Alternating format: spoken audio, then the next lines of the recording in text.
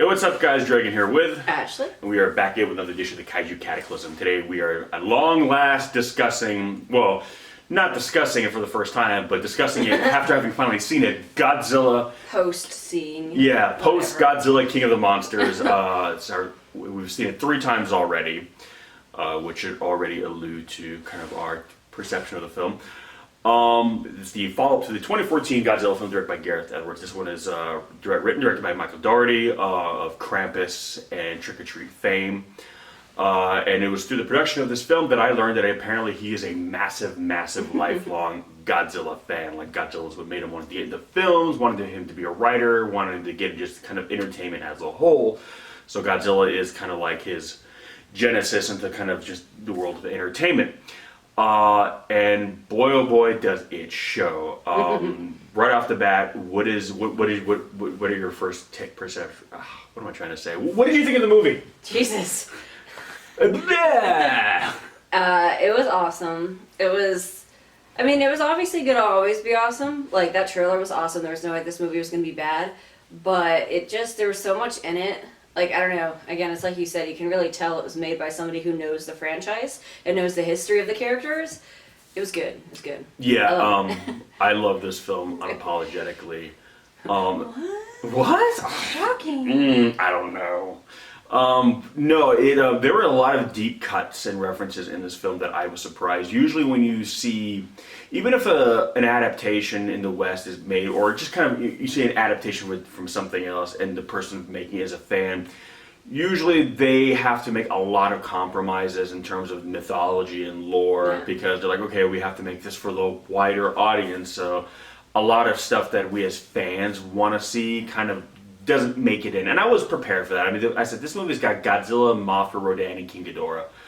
That's good enough for me. You know, the fact that I'm seeing these guys, you know, on the big screen, you know, as a Westerner, that was enough for me. So I was already happy with that. But when we went into this movie and saw, like, how much stuff he pulled from the lore, stuff that realistically only the fans were going to get, or maybe even understand, I was blown away, because I wasn't just seeing an adaptation of Godzilla or these characters. I was seeing a legit, straight up, unapologetic Godzilla movie. Again, I hate doing this kind of stuff in movies, because I'm like, no, I'm just going to sit here and enjoy the movie. But I couldn't help it. I was starting doing a mental checklist of all the different things from all the various iterations, incarnations, and not just the characters, but the lore. And it pulls from not just the Showa era, but like the Heisei era, you know, some of the Millennium films even. Like, it was just incredible.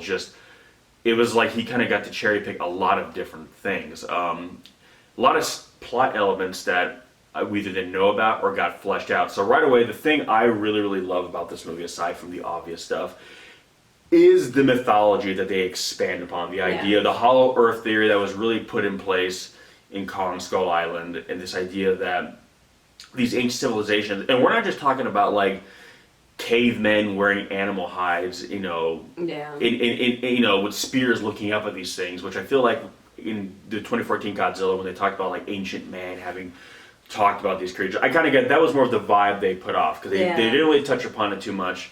And I figured it was going to say primitive man. We're talking in this movie, we're talking like Atlantean level civilization, like civilization that put like ancient Rome or Greece or the Egyptians to shame, that were worshiping like these the old gods. Yeah, like the old gods, the first gods. It's almost like basically in a period of time where like people on the surface would have been like cavemen, there were these underground civilizations. Advanced civilizations. Yeah, that were several thousand years ahead that humans from the surface would not get to till like 3,000-4,000 years later, basically. And it's really cool. Like you said, they refer to them as the old gods. And I know Michael said he wanted to go basically Old Testament with the Titans, as they're called in this film. Even saying that some of the references you see in the Bible or other ancient religious texts are, you know, in reference to them. Like, it's even, I know one of the things he specified that King Ghidorah is actually perhaps even like the genesis for the devil, that Godzilla is the origin of like Leviathan. Like, these beings, as I said, he shaped our entire culture without us even realizing it. Yeah. So he's created this whole mythology, which that I love because of these are ancient beings. I love that there's more of this almost mythical backstory to them. What did you think of how Mothra, Rodan, King Ghidorah? Because obviously we've seen them do Godzilla already. Yeah. I mean, they've adjusted him a little bit here and there, but as a whole, he was more or less the 2014 Godzilla. What did you think of the other guys, though? I mean, I liked it. I liked everything they did. Obviously, I mean, I love Mothra, my girl. I wish she got to do a little bit more, but you know, this movie was jam packed, so you know it's understandable completely. To be fair, she does do what she always does. Yeah. Mothra was very on brand in this movie. Yes. But by the way, spoilers, guys. Obviously. This is gonna be a spoiler-heavy discussion, so we'll be talking about the end. We'll be talking about that, but anyway, yeah. Ghidorah was awesome. I love the derpy left head. Yeah, I love how they all had kind of 3 different personalities. Which... Yeah, no, Ghidorah was. I'm gonna say Ghidorah. Ghidorah. Ghidorah was awesome. That's like a dopey left head. Yeah, Ghidorah is the left head. It's like left shark, left head. It's fine. But yeah, no, like he was so bad at like everyone just looked amazing. Like Rodan was terrifying. Mothra was gorgeous and amazing. Godzilla. I think Rodan was the scariest looking. Because he looked like almost like a giant vulture or something. Like he would make a big eagle, yeah, when he would fly. But there'd be those moments when he first came out of the volcano and he was kind of hunched over and he kind of just looks up at the camera. And Doherty did this twice where he had these crash zooms. And it's like basically Rodan's looking at you, the audience, and he's almost like a giant Skeksis.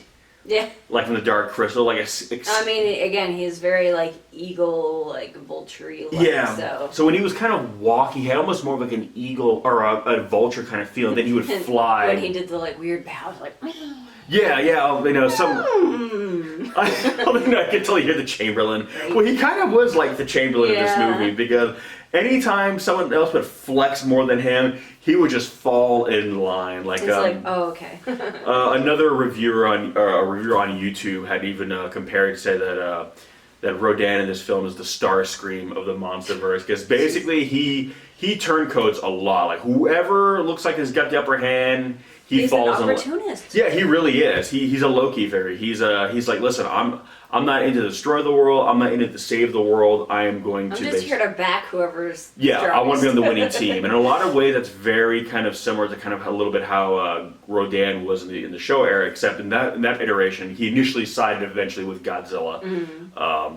But in this film, yeah, he very much is like he's seeing because he wants to survive. That's his thing. You can tell that Rodan is not a pride-driven monster in this film, because the second he goes up against King Ghidorah, and the second King Ghidorah whoops his ass. That's it. He's like, okay. I just love that two of the heads grabbed his wings, and that third one just boom, just belted him. And Ghidorah was just shot down, literally. Yeah, Ghidorah was just not having it too. Ghidorah was just like, get the fuck. Get your ass down. Yeah, like he's like, get the fuck out of my face. Like it was just like you can tell Ghidorah was just like, no. And then Rodan comes around the volcano, slinks around, and just does the bow, like please don't hit me again. Just turning Rodan into just like an abuse victim, basically at that point. It's bad, but yeah, Ghidorah just whooped his ass. Like I was actually kind of expecting like the bouts between Godzilla and King Ghidorah to be more one-sided until the end, and Godzilla was kind of whooping Ghidorah's ass for a lot of the fights. Well, it's really just because Ghidorah could fly and he had 3 heads. Obviously. Well, yeah, Ghidorah was... he's just got more mobility and flexibility in how he can fight. Yeah, like Ghidorah for the most part usually had Godzilla on the ropes when he was doing long-range attacks. You would see shots where Ghidorah would get out of the way and just hit him with the 3-beam attack, basically. Because he said he's got 3 at once, and he would like kind of target them in one central spot on Godzilla. But a lot of times when Godzilla was actually manhandling Ghidorah up close. Yeah, Godzilla had the fucking death roll. That was awesome. Oh yeah. Oh, that's the thing too. Like you notice different. I like how basically different environments lend themselves, like when the monsters were in their own environment, they had the upper hand. So when Godzilla was kind of like out in the open a lot, Ghidorah was able to kind of get around and fly. He would have the ability, when Godzilla attacked him from the water, he brought Ghidorah down into the water, and suddenly Ghidorah was like, you could tell, not comfortable moving in water. And Godzilla, was like a giant fucking vicious crocodile, just grabbing him, spinning him, bit off one of his head, the derpy left head. It would be. And I was gonna wonder, oh my god, is Ghidorah gonna be down two heads or a head the rest of the movie? Because sometimes they'll do that in trailers where digitally they'll make something look one way. Yeah. They're kind of shocking, and then you see that same shot in the movie, it's different. But no, Ghidorah in this film can regenerate. Yeah. He can and I love the way that he grew the head back. It's the tongue that comes out first. And he's got like the creepy like womb sac, and then the other head rips it off. Yeah, and it's like the jaw is literally forming around the tongue and locking in place. I mean, it was awesome, but disgusting. Yeah, but it's like, I like how you could follow the biology of the regeneration the whole way through. And the big thing that I'm glad they did, because when I thought about, okay, stuff they won't take from the mythology because they think it might be too much. Oh, yeah. Ghidorah is a fucking alien in this movie. Like he was in the show era. They say he is the reason why he can do all this stuff. Because at first I was like, well, you established in the last one that Godzilla was, the apex predator of the world. Yeah. Everyone falls in line with him. So how are you going to kind of retcon? It's like, oh, no, we found about Ghidorah after fact because he's not supposed to be here. They say he's not from here. He's this X factor. He's invasive species. Yeah. And I love how they've referred to him, because they don't call him Ghidorah initially, because at first they don't know who he is. They call him Monster Zero, which in God's Invasion of the Astro Monster, that's what he was referred to by the aliens. He was, monster, because they gave all the monsters a numerical designation. They didn't have names, so that's why he was called Monster Zero in that film. But I like how, because he was this creature, they didn't know where he's from. He didn't fit into any of the legends. He didn't fit in the fossil record. It was like he just came out of nowhere. They didn't know what he was. Monster Zero. He's like this X factor. So I love when again, one of the complaints I know this film, because by the way, I'm sure because a lot of critics have not been kind to this film, which.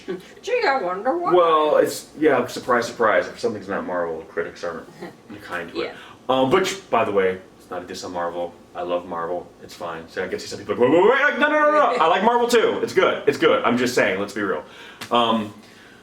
But as someone who, again, I know I sound like an old man and a broken record. As someone who grew up watching these movies, hearing things like, all these terms.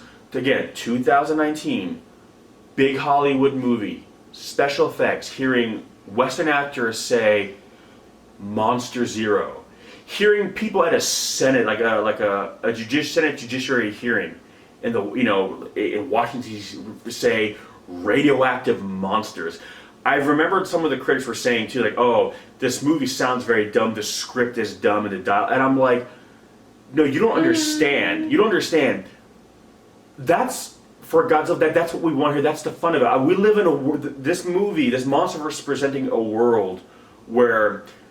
The world has now been flipped upside down to the point where senators are saying things like radioactive monsters. But I don't see how, that's not any silly, or I'm not saying it's silly, but in terms of, critics, I don't see how that's any different or weirder or sillier than any kind of superhero thing, where they treat it just as seriously within that movie universe. You have a talking raccoon.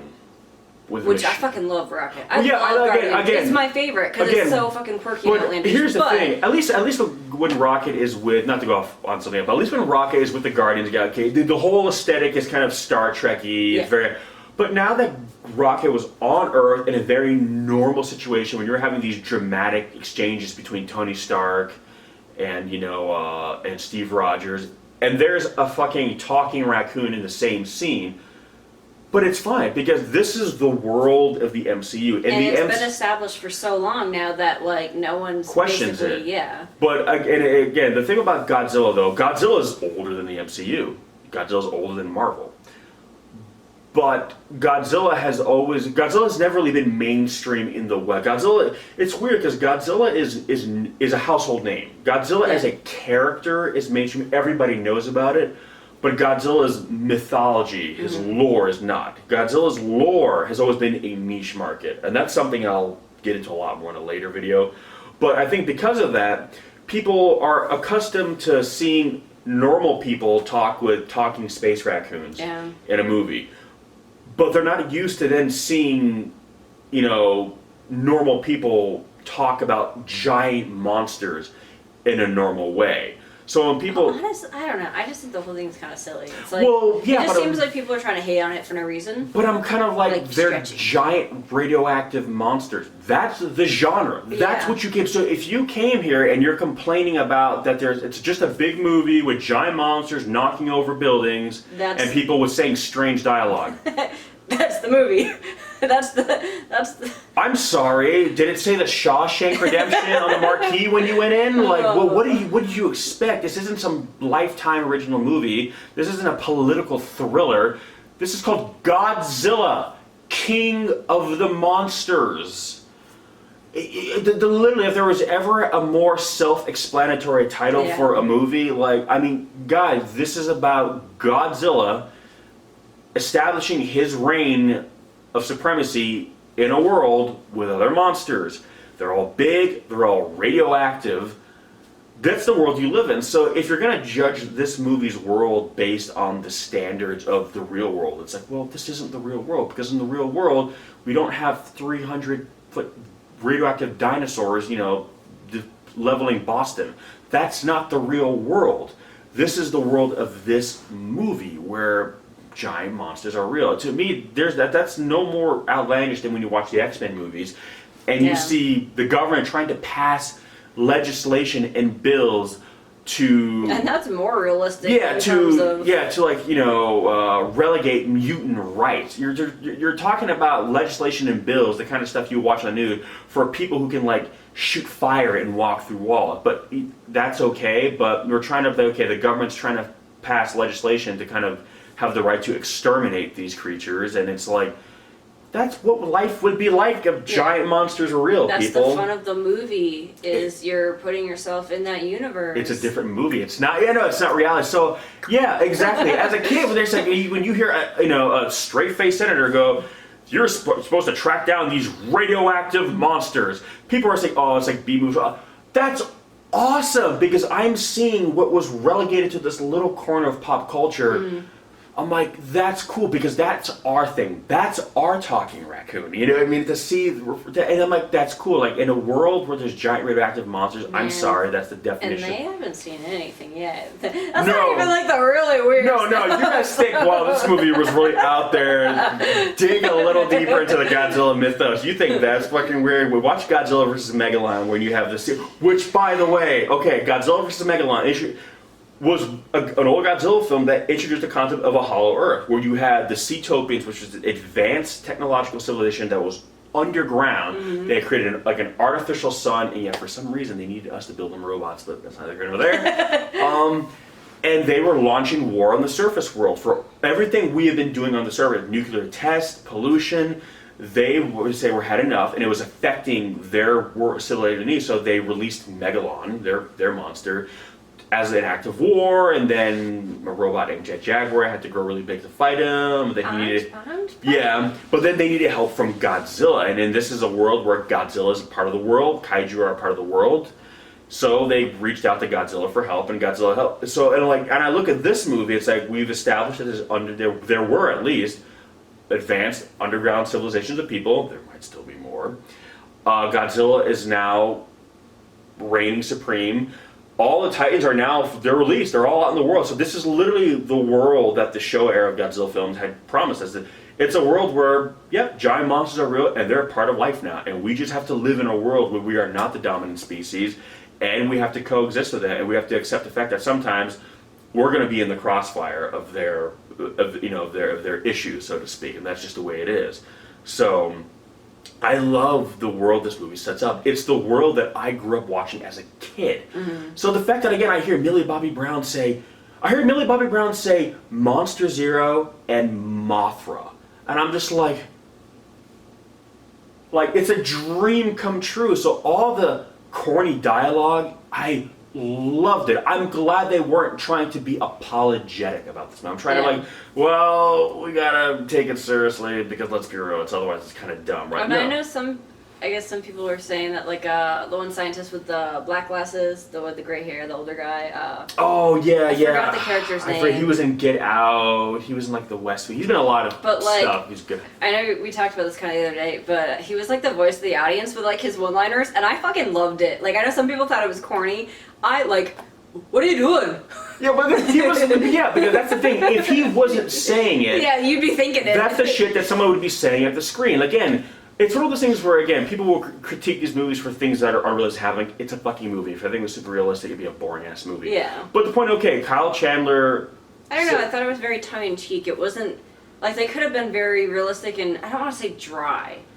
You know, like the 2014 one was, the thing that everyone complained was really, really dry and boring, and they wish they just made it a more of a big, fun monster movie, popcorn movie. And then they do exactly that, and people are like, I wish they took it more seriously. And I'm just like, I just keep thinking of that meme, you know, the Predator, like the arm, I don't know, whatever. Oh, like the Arnold and Dutch. Or, it's like, it said Dutch not caring about the human Dylan. Characters, and it said Godzilla fans and Transformers fans, and it was that. Yeah. But see, that's another thing too. It's like, this whole, I don't know when or how this got started, but this whole thing of like, people basically being like allergic to like a human being on screen in a Godzilla movie. Like, it's not about the monster. I'm like, okay, it's not about it's all about the monsters. Oh, the human characters don't matter. It's not about the human characters at all. And no one cared about human characters. I'm like, I'm sorry. If you say that, you've never watched the Godzilla. Yeah. You're not familiar with the franchise at all. I mean, obviously, I take that. Well, I know what you mean. But when I see people who say that, like, we're Godzilla fans, and they say that, and I'm just like, I'm sorry.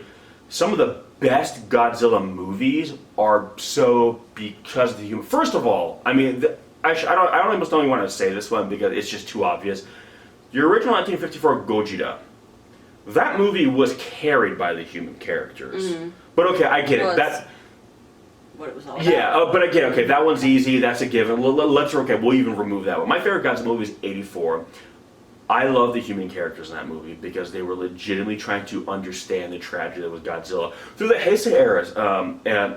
Emmy, the psychic, who was the one who was forming the bomb of Godzilla. She was the one who was establishing that Godzilla was an individual, a person. She was the one who was basically trying to guide Junior. That way, when we get to this Godzilla vs. Destroyer, and she's the one who has to psychically link with Junior and lead him to Destroyer, and essentially lead him to his death. The reason why all of that has such emotional weight is because you followed this character through like 7 or 6 movies. She wasn't in '84.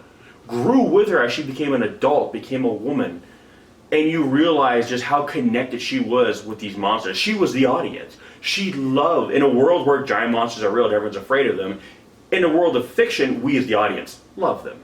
She was the audience. She was the one person who, no, I love Godzilla and I feel bad and I don't want to see Godzilla die. She became like the voice of Godzilla. She became the one who communicated his feelings to us. And the reason why those movies had such a more emotional weight to it was because of her character and the characters with us. When people say that, oh, Godzilla movies, the human characters don't matter. Bull fucking shit. Like, I am so sick and tired of it. Yes, first and foremost, it's the kaiju. At the end of the day, if Godzilla's not good in the movie, the best human characters in the world won't be able to save it. I agree. Yeah. But with that said, the human characters do matter. So I thought this movie had like a perfect balance. I mean, honestly, it had way more action and fighting, like kaiju fighting, than I thought it would, which I loved. It's great, but you know, I didn't think it'd be as much. Does that make sense? No, I know. Yeah. But I thought it was a fine balance. And again, like, the story was, with the human characters, was pretty basic, but I still thought it was good. Like, you know, it doesn't have to be complicated to make it good. Well, and again, those plots with the human beings in Godzilla, that's what they are. They're basic. They're there to service the story of the monsters. They're there to essentially kind of elevate the monsters' mythology. The monsters, you know, represent themselves by what they do on screen. They're the entertainment value. The humans are there to kind of feed into the legend. They're there to kind of build up their mythos, talk about them. So when you're not seeing them on screen, they're being built. The humans are essentially kind of hype men, or women, for the monster. So when this film did a great job. So when we weren't watching a kaiju, a titan, we were cutting to the humans dealing with the monster in some way, either talking about their legend, where they came from, talking about how dangerous they are, that we need to put them all down or otherwise we're doomed, talking about why we need to save them because they're the only salvation this world had and it's rightfully their world. It was always in service of the monsters and mythology. Even the stuff with like Millie Bobby Brown and her mom, you know, their whole drama back and forth was because, which again, so this is another big spoiler, we're getting into the plot. So, Dr. Emma, what's her name? I can't remember her last name, but yeah, it was Emma. Yeah. Basic, and again, some people said the plot was dumb, and I'm kind of like, no, but I'll get into that. But, okay, so she basically has sided with the group of eco-terrorists who are led by Charles Dance's character, who everyone knows from Game of Thrones, and I know from literally everything else he's done. Watch The Golden Child, he's a great villain in that. But basically, she's, you know, the beginning of this film literally opens up during the end fight of 2014. You see, you know, them on the ground when Godzilla's jumping through San Francisco, they're looking for their son has died in the attack. And it's like 5 years later where, you know, their dad, they've separated their sins, and, you know, Emma and her daughter still stay with Monarch. And basically, she essentially wants to give the world back to the Titans. And the way she deduces it, because if you find out through this very nifty PowerPoint presentation, that slideshow that she sets up, which some people have made fun of. I'm like, hey, if you're going to try to sell people on this plot, it's good to have visual representation. You see that like San Francisco and Las Vegas, it looks like it's almost like this tropical jungle that's grown over it. And just of course of 5 years, and they explain that the Titans are essentially like a brush fire. They'll destroy everything when they go through, but the radiation that their body processes and leaves behind like stimulates rapid growth of the natural world. So essentially you're having these super environments growing out of where they go. Yeah. So within 5 years, San Francisco is now a lush kind of temperate rainforest basically now. Las Vegas, it's blooming. There's plants everywhere now because the Titans have passed through. And she's basically saying like, that's how the Earth has gone through all these survived mass extinctions.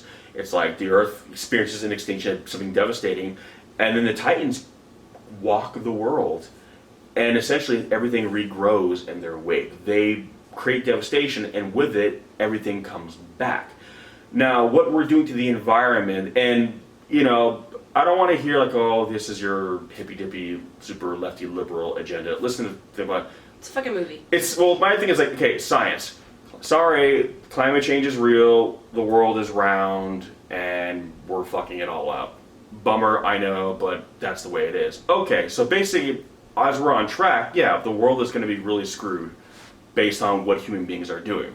And she says, the Titans have always been there. They undo that. So in theory, if we let them all go, they'll do what they always do, and everything will kind of bounce back in their way. We just basically, for a period of time, have to bunker down, stay out of their way, and when they're done, they'll go back to sleep, and pretty much, and everything's, and with the world, and she said too, we can also live in peace with them. As corny as that may sound, they show that humans, there were advanced human civilizations that used to do just that. That's what they did. They lived in tandem with the Titans, and the world was fine.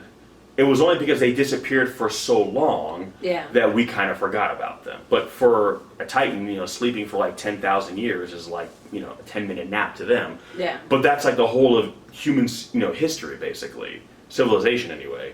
So for us, it's been like they've been gone forever, and for them, they're just waking up from a nap, and it's like, oh, okay, you know. So they're going to keep doing what they're doing. So she's developed this device called the Orca with her ex-husband, played by Kyle Chandler, which has you find that all the Titans communicate on this bioacoustic frequency. And I like that idea, like, because we always wondered how are the kaiju and all the Godzilla movies talking? How are they really communicating? They have like almost this. It's a mystery, like cats. Yeah, like, but they almost have like this secret language, or they use this frequency almost like a language, and that's how they communicate. And she's found a way to kind of not mimic, but kind of utilize these frequencies to kind of communicate with them, kind of. And that's what she's trying to do. She's going to try to awaken each one at a time. So the problem is they awaken Monster Zero, not knowing that he is an alien invader and therefore not part of this, this balance, this beautiful tapestry of life and death. He is this outside factor that's going to kind of mess it all up. And sure enough, once he, whoops Rodan's ass, his first order of business is to awaken all the Titans at once and set them off on a path of just destruction. Like he basically turns them all loose. They're basically like rabid dogs at the end of a chain, and he just takes off the leash and they just go. So her plan was to awaken them one at a time, slowly, let them just kind of in a docile way do their thing, and we would gradually kind of slowly adapt and evolve around them. Nope, Ghidorah just, opens the floodgates of hell and just unleashes everyone at the same time. And again, because they're all under his control, they're all going on a rampage. So I like that plot, and what a lot of people were saying is that, well, that's dumb that she would do that. And I listened to this, and I'm like, we live in a world where we don't have giant monsters. Let's look at our world. You have human beings who strap explosives to their bodies, right?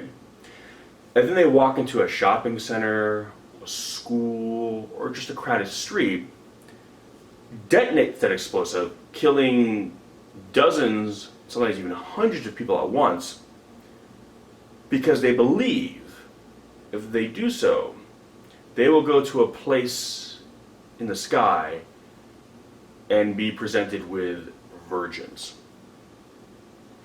There are people who believe that. Well, again, there's extremists all over the world for that sort of stuff. I mean, again, clearly, it's extreme. It's an extreme plan, To most normal people, that's fucking psycho. Yeah, so if you see that plot and think that's crazy, congratulations, you're one of the good ones. But the whole world isn't crazy. We're all not strapping bombs to our chest and killing ourselves. The crazy ones are doing that. But they still exist. That's why they're crazy, right? So now we have a world where someone sees, and again, they do that because they think the world is full of sin, they think the world is wrong, and I'm not just picking on any one religion. There's looking throughout history, there's religious extremists and fanaticism, and they'll do whatever they. And you don't think of people who are willing to do that could get their hands on nuclear weapons. They wouldn't launch all the nukes if they felt they were going to just baptize the world in nuclear fire and be rewarded in heaven. Of course, there are people who would do that. That's why we work damn hard to make sure they don't have access to nuclear weapons. So they can't do that. But the point is, there are people that if they could get access to all the nukes in the world, they would absolutely launch them all and destroy the world. And to be fair, it's because she believes that that's the only thing that can help the world at this point. It's not like she's just trying to destroy it for the sake of destruction. Yeah, she's not a Saturday morning cartoon Yeah, she's villain. not like a nihilist or whatever. Yeah. She ain't Kefka. She is doing it because she thinks it's for the greater good. Again, it's the only way in her mind that the world can continue to live and survive. And when you hear people who have these manifestos to why they do the things they do, and we're listening to them, like, how can you say that? Well, in their minds, they're the good guys. They're the ones saving people. And that's why. And she even says, it's more than just about me and you, Maddie. It's about everyone. Exactly. Yeah, exactly. They're justifying, the genocide essentially through some greater good. And people say that's really stupid. Exactly. That's why would probably happen. That's why this would be the kind of stuff that would make we actually have to worry about. In a world where giant monsters are real, this is the kind of extremism you would have to worry about. Again, I said the same thing for the Jurassic World Fallen Kingdom review, where a lot of people say, I can't believe it's stupid that people would take all these dinosaurs off the island and just start selling them off to the high bidder. I'm like, you don't think people would do that? Of course that would happen. Of course that would happen. It's a stupid idea. They even say in this movie that people want to get their hands on Titan DNA, for pharmaceuticals. Which is another all this stuff. They want to talk about weaponizing them. Yeah, that's what Charles Dance, his whole thing, that's what he does. So he's basically the Hannibal Chow of this movie, except going after the part he's taking Titan DNA, which again is the idea of weaponizing kaiju is nothing new to the Godzilla franchise. Again, Megalon was a weapon for the Cetopians. Japan was harnessing Godzilla cells in '89 because they thought, well, this might be a use for defense. Mechagodzilla. You know, I mean, that's the thing. So we've seen this concept played around with, you know, in movies where the idea of, you know, using titans, you know, giant monsters to be weaponized. So when you have a person who sees, okay, the only way we can stop the, you know, the destruction of the world that we're causing is with the titans, but the governments want to destroy the titans, and this other government wanted to use them as weapons. From her point of view, it's like, I'm not saying it's the right thing to do, but from her point of view, it's like, well, what choice do we have? So even though I'm kind of like, I know she said that the government want to kill them, but I'm like, how? Well, here's the thing now. This brings to the other thing. The oxygen destroyer was in this movie. So for those of you who don't... I mean, yeah. Yeah, no, it's in the movie. No, it's in the movie, but I was like, obviously it wasn't super effective on... Well, it's because it didn't work on Ghidorah, because Ghidorah's biology is not of this world, so it wasn't really... What it's designed to do didn't affect him the right way. Yeah. In Godzilla, he would have killed him had he not gone down to his ancient undersea god temple, which sits on like this, you know, this wellspring of, you know, radiation, which he just kind of lies upon this altar, just absorbing all this radiation. Well, and technically he would have lived, it's just... But they said that process was going to take super long. Years, so. maybe even millennia. Again, Godzilla is effectively immortal, so it's something that could take 100 years, for instance. The Godzilla is like... Mothra, for instance, like, I don't think... I mean, granted, she's, you know, docile. You know, she's not harmed. But she was, I believe, like, the reason why she also stayed there, she was signaling to humanity where Godzilla was. She wanted us to find... Well, no, I was saying, but I don't know if the government would have tried to kill her too, because she's not harmful. Well, again, at that point, that's the thing. If Godzilla didn't come back with Ghidorah ruling the world, any Titan that was not under his control, I think the government would have had to kind of fall in line because they realized, like, okay, we need all the help we can get. And if there's a few of these guys that aren't following suit, then we need to do that. But yeah, long story short, sorry guys, human beings suck. It's a bummer, I know. Not a new concept. No, so if you think that in a world, you know, full of giants, that there would be no human being who, you know, would ever try to do something stupid like this, then you are blissfully unaware of the species in which you are a part of. If you make an island full of dinosaurs, there's going to absolutely be someone who tries to sell them off on the black market. And if there's giant the original Jurassic Park that happened. Yeah, they were trying to sell the cells, and he was shutting down all the fences, so and that's definitely not anything new. Yeah. They just were further along, and so this is a world now where governments. I mean, we have nuclear weapons. Nuclear weapons are the stupidest thing mankind's ever created because it's mutually assured destruction. There's no winning. We all die. So why does everybody want nukes when we can't use them because we all die? That concept is asinine. Yet we have nuclear weapons. So don't think for a second if some way, somehow, giant monsters showed up for real, that everyone would be making really sound, you know, decisions about them. No, this is in a world that's crazy enough to have Godzilla. This is not. We need space exploration. Yeah, so we can bump into Space Godzilla out there, or King Ghidorah, like, ah, shit.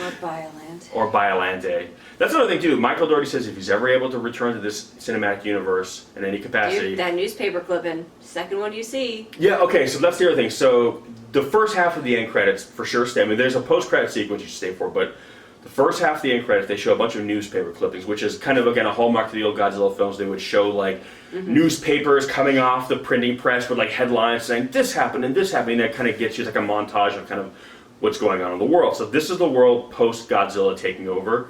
So you see all these newspaper articles or online articles, you know, talking about these say, you know, Godzilla keeps Titans in check, you know. Mysterious forest blooms in the Sahara desert. We all know it's Biolante. Well, that was the thing. She was made from Godzilla cells because this fictitious country that was in like in the Middle East basically wanted to turn the desert into like, you know, habitable. Yeah, well, they want to be able to grow crops. They said, if we can grow crops in the desert, we can literally feed the world and become an economic superpower. And that was their goal. So, and we know that Charles Dance's character is harvesting Titan DNA and is selling it off, probably. Again, spoiler, that post-credit scene, guess who it is? Yeah, the post-credit scene, it's a bunch of fishermen who are leading... Isla Isla de Mara. Yeah, it's the island in Mexico where Rodan came from, and where Ghidorah got one of his heads ripped off. His dopey left head. So a bunch of fishermen were able to pull in, the severed head, and there it is. And basically they're saying, yeah, we need to make money because we can't fish here anymore because that's where they drop the oxygen destroyer. So there's no life in those waters anymore. Everything's just dead. So they're trying to make money. So they're like, well, they hear on the black market, there's this guy who will buy kaiju parts essentially.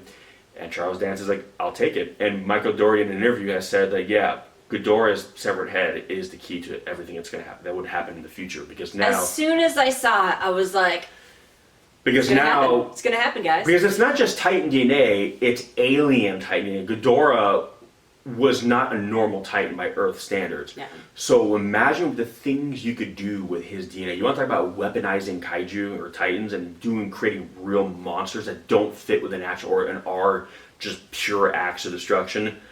This is how it happened. He even went as far as to say, like, just imagine what's going to happen to the flies that were feeding off Ghidorah's head. Like, this is literally going to be like ground zero for just genetic chaos in the world now. So, but yeah, the other thing they show is the mysterious egg. Yep. Which I think it might be a Godzilla egg.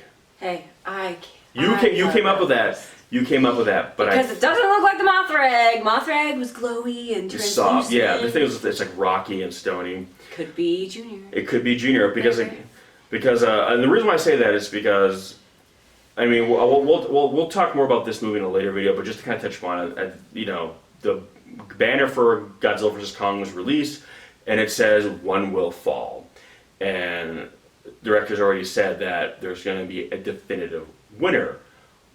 But Godzilla is everybody's favorite for the most part, and I don't want them to. We already talked about it. We would just beat Godzilla just because Kong is Kong. But I think something is going to happen. I think this is speculation. I think Godzilla will beat Kong in a fight, but I think Godzilla is going to die, and I think he's going to die either self-sacrifice or I think his. Well, we were saying because of the end of this movie when he kind of has that nuclear meltdown, essentially, he's probably going to be weakened. Or his core is now going to be more agitated. Unstable or something. Yeah, because basically Serizawa sacrifices himself by speeding up Godzilla's recovery by detonating a nuke at him at point blank range, and that brings back. But the problem is, it supercharged him. Serizawa's got that lizard juice. That's my favorite line. I love it. But see, people think that shit is dumb. I love that. It's Welcome so to the funny. world of Godzilla, where people say things like that, and I love it. And if you don't love it, A, you're not a Godzilla fan, and B, this is not the franchise for you. Sorry, but if you think that's dumb, then move along, because you ain't seen nothing. You ain't seen nothing yet. Trust me, that ain't nothing. Oh my goodness. But that's my thing. So I'm wondering though. He basically had to kind of go what he did in Godzilla vs. Destroyer, where the vast island, meltdown. Godzilla absorbed too much radiation, and that's why he became Burning Godzilla, where he got all the glowy bits. And basically, he was going to melt down, but that was going to kill him. Where in this movie, he goes off, but he doesn't die. It's like his body kind of builds up, and then he kind of expels it, but it's like an atom bomb going off. So he's fine after the fact. But I kind of feel like that's going to be what's going on in this next movie, where he's going through these periods where it's building up, boom, going down. But each time he does it, it's getting worse. Yeah. It's getting worse. So I think you're going to get to the point where he is going to explode or melt down permanently, and it's just building up each time. And I think it's going to be a situation where Godzilla is going to use that to sacrifice himself to stop the real big bad of that movie. Because also in those credits, they said all the Titans are gravitating towards Skull Island, and that there's something happening underneath Skull Island. So everyone has speculated that, yes, Godzilla and Kong are going to fight. It's the damn title of the movie. Yeah. But they're going to have to face off against something ultimately bigger. It's going to come down to Godzilla versus Kong, and they're going to have their spat, and then it's going to actually be them versus whatever is under Skull Island. Yeah, and I think the way they're going to beat that is that, because they even said Godzilla's the bigger powerhouse. And we've seen what Godzilla can do in this movie, so I'm sorry. Kong can't be, so I think it's going to be a fight. Kong's going to hold his own, he's clever, he's smart, he's going to use a lot of tricks to gear up. But I think in the actual physical bout, Godzilla's going to beat him, not kill him. But by the end of it, Godzilla is dying. And I think that egg, I think what's going to happen is that when Godzilla melts down or explodes and, cue the angels singing, and it's very sad. This egg that's been dormant for millions of years, you're going to see it hatch. And from it... Well, because they even said in the first movie he was the last of his species. Yeah. But that mysterious egg broke. Yeah, and I think that it will hatch and there'll be a new Godzilla. And I think if the MonsterVerse is able to continue, which hopefully, but we'll see, that it would be the story of a new Godzilla, which is kind of what happened at the end of Godzilla vs. Destroyer, where Junior was already hatched. He was like an adolescent Godzilla. Yeah. But the Destroyer had killed him. But Godzilla's meltdown, the radiation was so concentrated that Junior's body absorbed it and revived him and brought him to full size. So at the very end, you see in the ashes of the fallen Godzilla. Oh, I love that movie so much. This new Godzilla. It's the new Godzilla. So I think that might be how they do it. So it's like the old Godzilla from the ancient world dies. Passing the torch. Yeah. And now this new world of Titans and this new era, it's this new Godzilla. And in that capacity, Kong might almost be like a mentor. Like, he's the one who's kind of... again, an ally. Yeah, because Kong realizes that the world needs a Godzilla. But, if this Godzilla, falls in with the wrong crowd, it could be big trouble. So he's got to, I got to help this kid out. The other thing that might happen, and I don't know, is that, okay, let's say they're not going to do that, and let's say they're going to make Kong a bad guy, because traditionally Kong has always been a tragic character who has to fall. He's always died in the movies, basically, because Kong has always kind of represented humanity. Yeah. And it's kind of humanity's fall from grace. It's always what its kind of metaphor has always been. So if Charles Dance has Titan or DNA and is going to be using it to maybe by the way, if you hear a garbage truck outside, we're sorry. But if you genetically alter existing Titans, well, the Kongs on their own, yeah, they're not really mean. They're more docile, and they wouldn't challenge Godzilla, even though there was that one cave painting. But what if he does something to Kong? What if he tries to basically turn Kong into a monster and control him? Yeah, because in the original '62 film where Kong fights Godzilla, they had to nerf Godzilla first of all. Also, they gave Kong weird electricity powers that didn't make sense. They scaled Kong up. Well, we know that the Kong didn't grow that big and they didn't have electricity powers, but what is Ghidorah's power? Regeneration? And electricity? Electricity. So part of me wonders if they're going to create that Kong, because he's basically going to infuse Ghidorah's DNA in this Kong, and now Kong's going to be bigger, and he's going to have those lightning powers, electricity powers. So that way it's not a normal Kong. That's where and that's maybe where they'll finally call him King Kong, because they've never called the old Kong because he's not a normal Kong. He's like well, it's funny because they did reference though in one of those newspaper clippings at the end. They said, "What is a king to a god?" And then I seen it 3 times, and it goes so fast. I haven't seen the undertext. But they said the stuff that you see get redacted. They say if you can catch that, apparently that gives you kind of potential spoilers, but it's so quick that I'm like... I know, I was trying to focus, but I couldn't. But apparently, the stuff they redact is kind of leads into more of the other film, or kind of explains, maybe gives more hints about what's really going on. But again, it's like lightning fast. And they did kind of mention stuff about the other, Titans, the non-canon? The non-copyrighted ones by Toho, the original. Yeah. There's the Behemoth, which is that giant, mammoth sloth thing. And then Scylla, the spider tentacle thing. Yeah.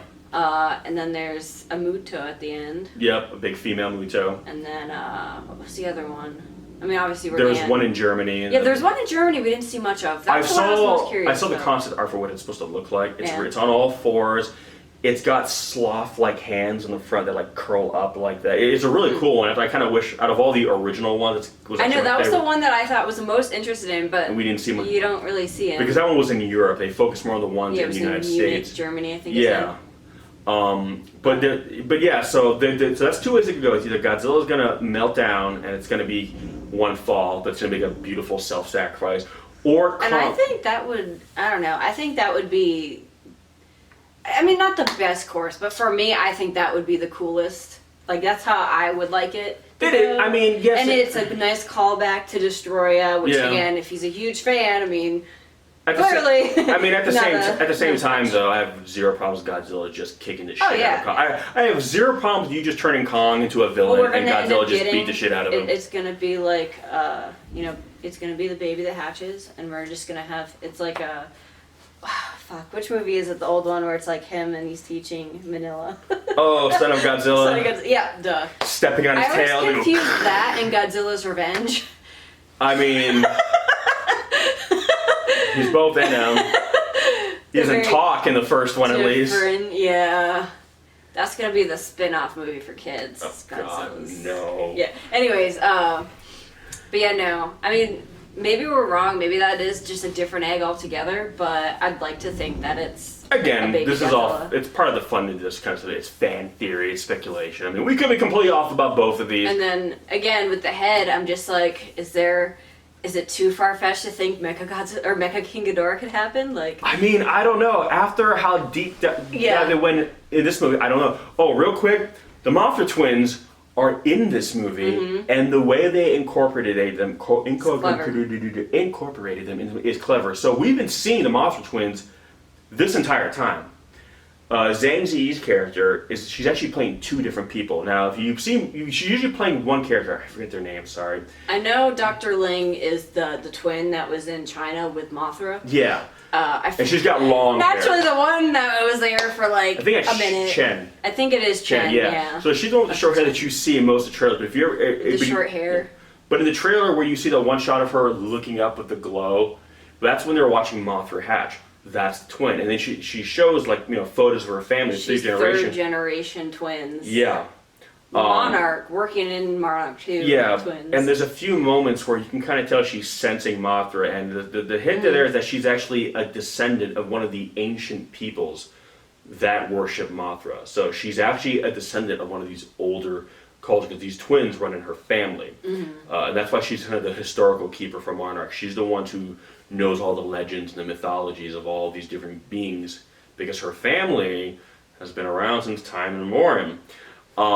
There was supposed to be a post-credit sequence that he'd already talked about in an interview that he didn't get to shoot that he wanted to, was where at the, in addition to the head scene, you're going to see her in Tokyo go to this bar, and her twin sister was going to be there, and then they were going to go to this back room, and there was a guard, they gave a password, and it goes down these stone steps, and underneath Tokyo there's this giant ancient temple, and there you see the second Mothra egg, and singing to it, praying to it, is the next generation of twins, like their daughters. Yeah. And they're saying too, like, they're still young, because basically saying like the world of monsters is here, now we have to move forward with like our family's legacy. And the girl saying, but they're so young, they're ready, and she was saying we were once too.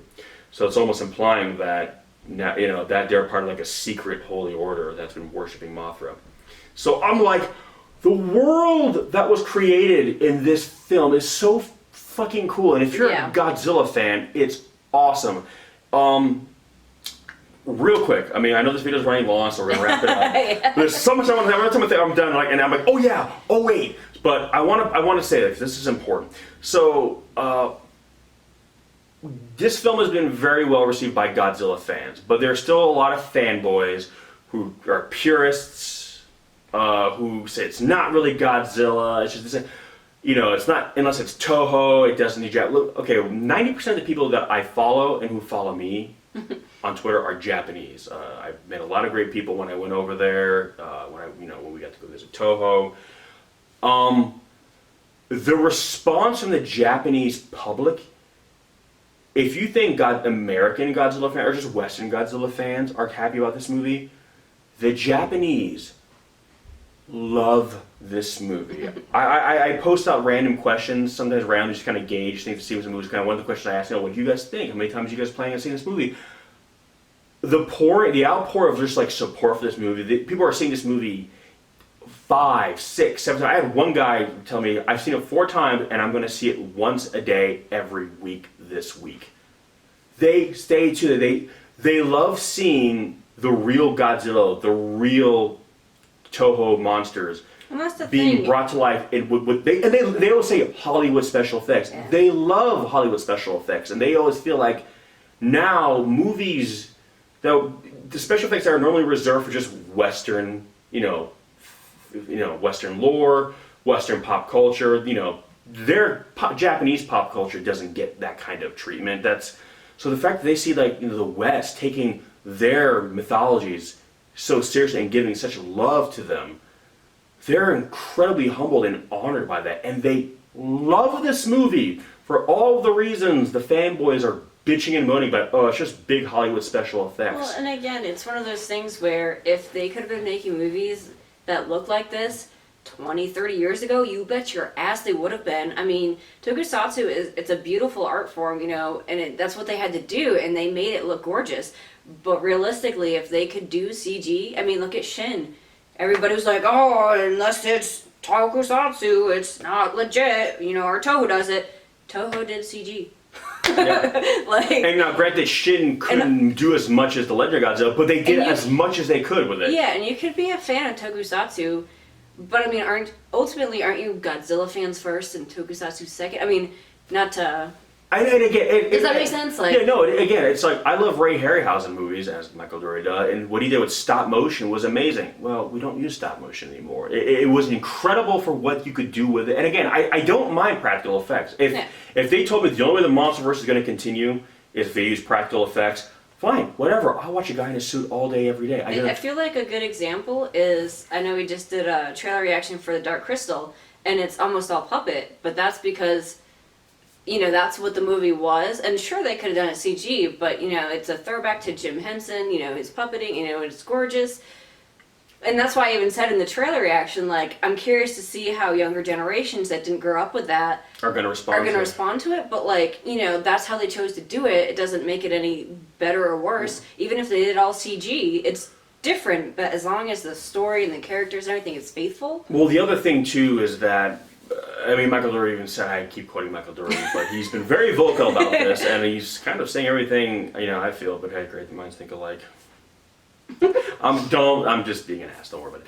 But he's even said, too, it's like, you know, I would love to see the man in suit version of this movie, but that's not the way they make these kinds of movies anymore. He said the only way anyone was going to make a Godzilla movie nowadays, even Toho, we got to go the digital route. It's kind of that or no Godzilla. That's just the way movies are made, and CGI has been around for over 20 years. It's just a tool to tell a story with. It's the way things are now. Like, it's been this way for so long. Why are people still bitching about CGI? It's not going anywhere. Yeah. And no one seems to complain when it's an Avengers movie. Yeah. It's like, okay, well, I mean, you know, you could do that fight scene with dudes in costumes and matte paintings too if you really want to, but as it is, Endgame, I can only think of Infinity War, but yeah, in Endgame, I saw that they had shot that so early that, you know, like the white suits they got in that movie? Yeah. They weren't wearing that. They had green screen suits on because they didn't know what the suits were going to look like when they shot it. So their suits weren't even real. It was just like them, you know, they were acting and stuff, but their whole outfits, I mean, I never would have guessed because it looked so good. Well, yeah. But...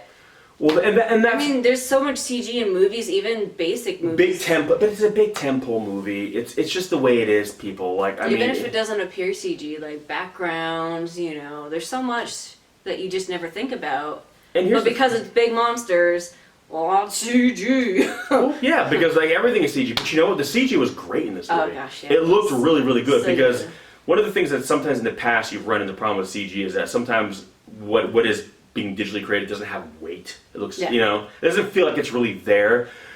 The monsters had so much physical weight. One of my favorite parts is when, at the end, when Godzilla blows back Ghidorah, and he, like, just goes ass up, and you see his legs, like, Yeah, and it reminded me of the old, when you would see, like, the monster would have to fall down, and you would see the actor would just have to take the dive, basically in the suit, and the suit would just be like... But yeah, it just, you could feel the weight. And you could see the legs kick up, and all the dust, and it was just like, it took, like, you know, like...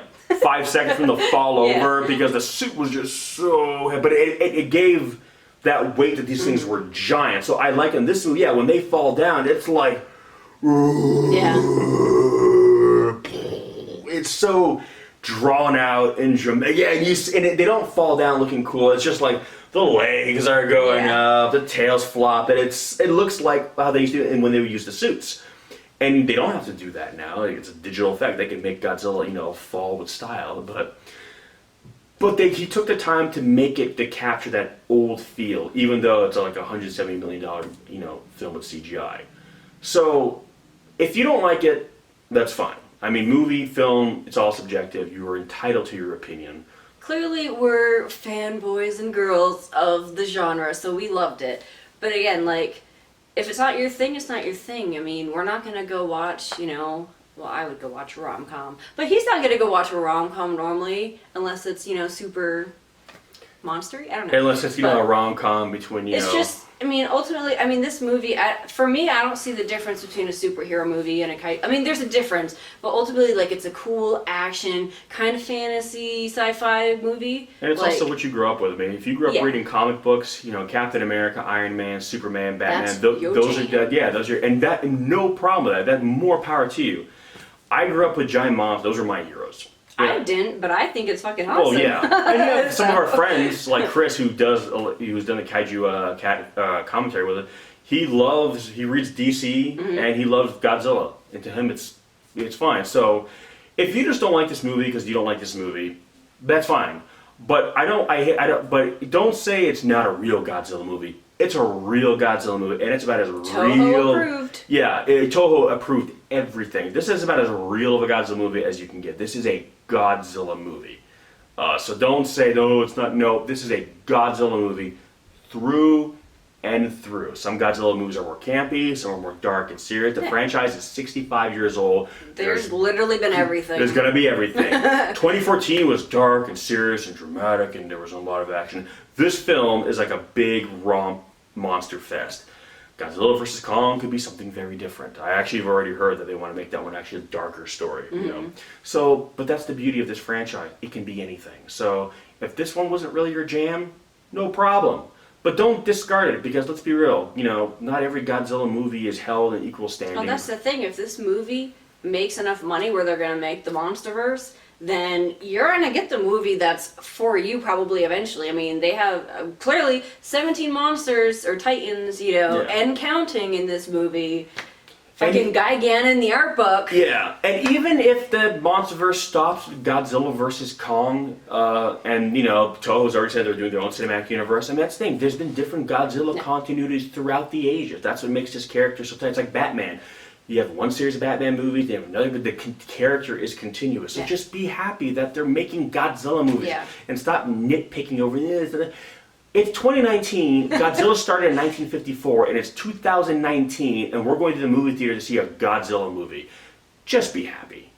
And if it's not the greatest Godzilla movie you've ever seen, then just... You still have your favorites. You still have your favorite, and sit tight, because Godzilla's not slowing down or stopping. There's plenty more coming. So... if you don't like it because you just don't like these kinds of movies, I get it.